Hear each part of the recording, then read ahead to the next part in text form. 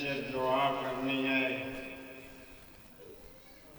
اللہ آپ کا اللہ تعالیٰ یہ کریا قبول فرمائے، آپ کی عزاداری یہ قبول فرمائے، آپ کا اس عزاداری میں آنا قبول فرمائے، آپ کو آپ کی اولاد کو تمام آفات سماویتی سے محفوظ فرمائے، مومنین کو تمام آفات سماوی اور ارضی سے محفوظ فرمائے۔ میں نے آپ کے سامنے ایک حدیث بیان کی ہے پاک رسول نے اپنی امت کو ایک معیار اور میرٹ دیا ہے کہ میرا امتی وہ ہے جو اپنے لیے پسند کرتا ہے، دوسرے کے لیے بھی پسند کرتا ہے۔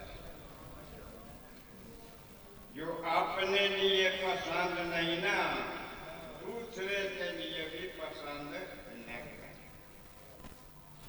آپ کو اپنی عزت پسند ہے تو دوسرے کی عزت کو بھی پسند کر، اپنی حفاظت پسند ہے تو دوسرے کی حفاظت کو بھی پسند کر۔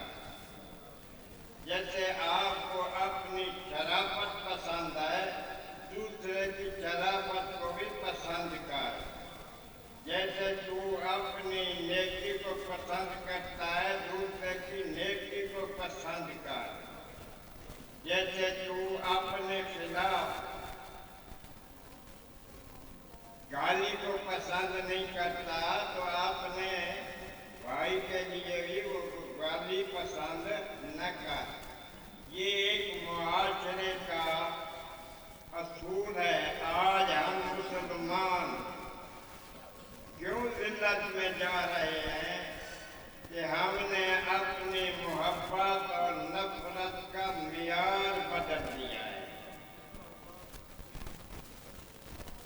آج ہمارے ساتھ کیا ہو رہا ہے؟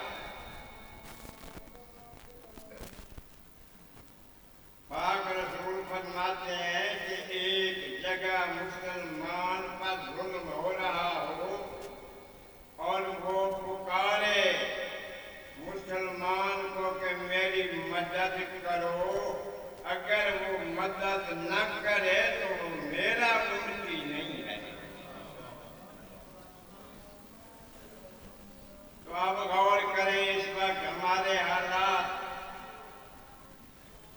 ہم کسی قوم کا ذکر نہیں کرتے، نہ ہمیں کوئی ضرورت ہے۔ ہم ذکر کرنا چاہتے ہیں محبان اہل بیت کا۔ اس وقت محبان اہل بیت کے حوالے سے اس وقت دنیا میں کیا ہو رہا ہے؟ کیا آپ اپنے لیے سکون پسند کرتے ہیں؟ ایرانی مومنین کے لیے سکون پسند کیوں نہیں کرتے؟ آپ اپنے لیے امن پسند کرتے ہیں، ایران کے لیے کیوں نہیں پسند کرتے؟ اگر اپنے لیے ناپسند ہے تو پھر دوسرے کے لیے بھی ناپسند ہونا چاہیے۔ اس وقت کھلے کان اور کھلی آنکھوں سے اپنے آپ کو ایران کی طرف دیکھیں کہ اس وقت مراجع کرام، ذرائع مقدسہ، ہسپتالیں، سکول، بچیوں کے سکول، بجلی گھر، جتنی چیزیں ہیں، ایران پر ظلم کیا جا رہا ہے، اس پر حملہ کیا جا رہا ہے، ایران کو اندھیرے میں ڈالا جا رہا ہے۔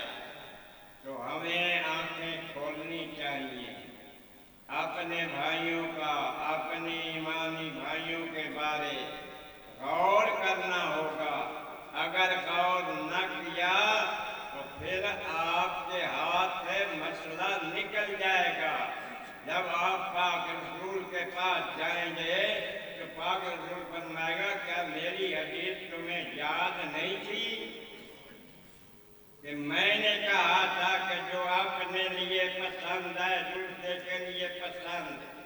जो अपने लिए नापसंद है, दूसरे के लिए नापसंद, इसको क्यों नहीं अमली तौर पर आपने अंजाम दिया? आप सुकून से बैठे रहे और उम्मत बिलबिलाती रही, उम्मत परेशान होती रही। मिल्लत मुहिबान अहल बैत पर मुसीबतों के पहाड़ टूट पड़े, आप कहाँ थे? आपने क्यों नहीं गैर किया? मेरा दोस्त, आज़ादारी मानना इबादत है। जो हम आज़ादारी करते हैं ना, ये रस्म नहीं है, ये आज़ादारी इबादत है। लेकिन ये हकीकतन इबादत तब बनेगी कि इस आज़ादारी के फलसफे को समझा। आले मोहम्मद ने जो जुल्म सहे, बर्दाश्त किए, घर लुटवाए, जवान शहीद कराए, बच्चे शहीद करवाए, बीवियों की चादरें दी। अभी सुन नहीं रहे थे कि वो अली की बेटी जो अली को कहती थी कि मेरा बाबा, मैं माँ की मज़ार में तक जाना चाहती हूँ। अली कहते थे, ज़ैनब रात की इंतजार कर, मैं बर्दाश्त नहीं कर सकता कि कोई आपकी कद को दे। इतनी अजीम बतूल की बेटी दीन इस्लाम के लिए करबला के बाद चादर मांगते मांगते दुश्मनों के शहर में पहुंच गई। कूफा के दरबार में खिताब किया, चादर नहीं थी। अली की बेटी ने अली बनकर जब खिताब किया तो एक नबीना अब्दुल्ला नामी सहाबी दाएं बाएं वालों से पूछता है, ये अली का कौन सा बेटा है? तो उसने कहा, ये अली का बेटा नहीं, ये अली की बेटी है जो अपने बाबे के लहजे में खिताब कर रही है। तो हम सिर्फ आज़ादारी न मनाएं, आज़ादारी के फलसफे को समझें। अपने जवानों को तैयार करें, अपने मालो मता को तैयार करें। आले मोहम्मद ने जवान भी कुर्बान कर दिए, माल भी कुर्बान कर दिया, जो कुछ था सब कुछ लुटा कर आपको पैगाम दिया कि जब दीन पर मुश्किल आ जाए तो आप हर चीज कुर्बान कर दें। आप नहीं सुनते कि हुसैन शाह, हुसैन बादशाह। मोइनुद्दीन चिश्ती कहते नहीं, ये बेइंसाफी है। हुसैन जीनत, तो कहते ये भी हुसैन का हक अदा नहीं हुआ। कि आप हुसैन दीन पनाह हुसैन हक्का के ला इलाहा इल्लल्लाह, ला इलाहा पर अपने आप को कुर्बान करके ला इलाहा इल्लल्लाह को बचा। सरदार नदार दस्ते जदीद हक्का के बिना ला इलाहा हुसैन।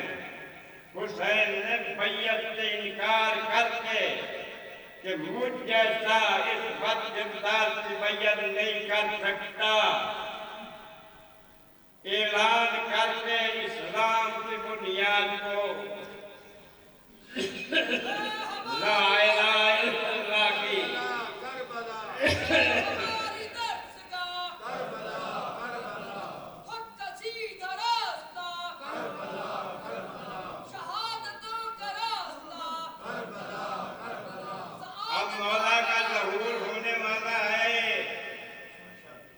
हालात सख्त हो रहे हैं।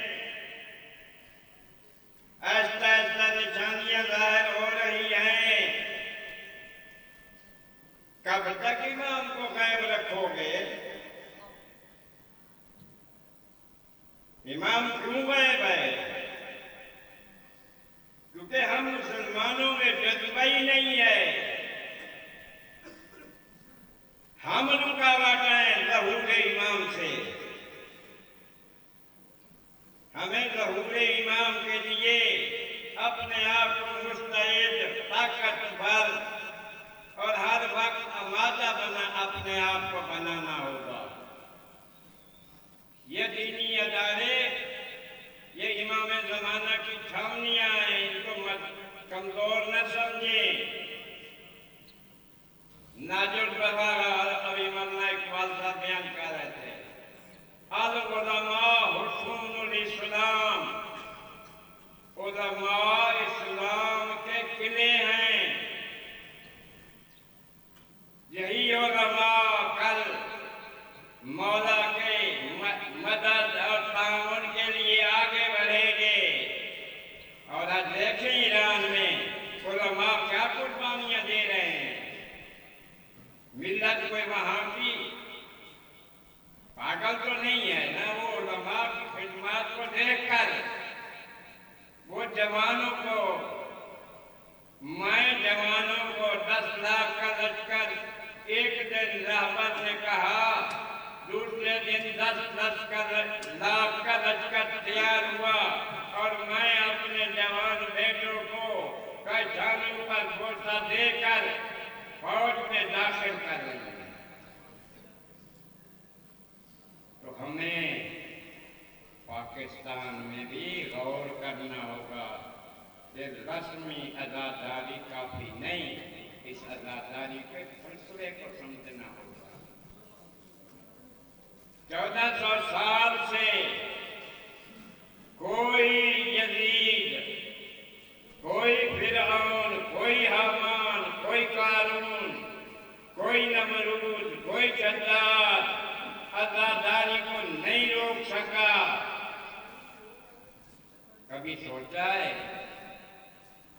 कि हम तो कमजोर थे, अज़ादारी कैसे काबू है? अल्लाह ने इस अज़ादारी को बाकी रखकर आपको पैगाम दिया है। इस अज़ादारी के फलसफे को समझकर अपना फरीज़ा अदा करें। उलमा से मजबूत रहें, मिल्लत से मजबूत रहें, अपने आप को हालात के लिए तैयार रखें। ख्वाब गफलत से जागें। ये मेरा पैगाम था और अब मेरा फरीज़ा है दुआ का। मैं आप सब के लिए, मिल्लत जाफरिया के लिए दुआ मांगता हूँ। अल्लाहुम्मा सल्ली अला मुहम्मद व आले मुहम्मद, या महमूद बिहक़्क़ि मुहम्मद, या आला बिहक़्क़ि अली, या फातिर बिहक़्क़ि फातिमा, या मोहसिन बिहक़्क़ि हसन, या कदीम एहसान बिहक़्क़ि हुसैन अलैहिस्सलाम। बारिगाह मिल्लत जाफरिया को इस्तेहकाम इनायत कर, मिल्लत जाफरिया को जिंदा सलामत रख, हर दुख दस्त से महफूज फरमा। ये किले हैं मदारिस, मेरा अल्लाह इन दिनों की हिफाजत फरमा, उलमा की हिफाजत फरमा, उलमा को भी ज़्यादा से ज़्यादा तौफीक इनायत फरमा। अपनी जिम्मेदारियां अदा करें और हमारा काम है पैरवी करना। पैरवी करने के हवाले से आपकी जिम्मेदारी है और रहबरी उलमा का काम है। उलमा के फैसले पर वीटो न करें। नहीं समझ आता तो उलमा पर छोड़ें।